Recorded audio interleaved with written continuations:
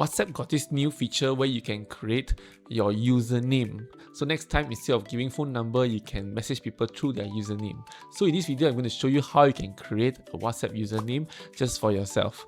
Now before I continue, if you're new to this channel, do subscribe to this channel so that you can get more WhatsApp tips like this. Without further ado, let's jump straight into my phone and let me show you how you can create your WhatsApp username. Let's go. Alright, first of all, open up your WhatsApp app. Click on the bottom right, which is your settings. The top right, there's a pen icon. Click on that. And then you can see username. So you need to reserve your username. Just click reserve username.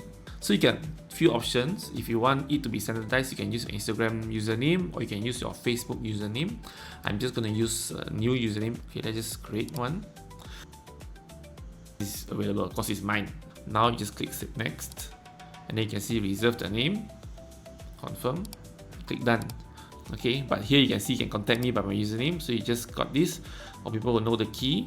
I don't need the key, so I will just allow people that can contact me directly username, or you can edit them if you want to change username or delete username. I do not want to.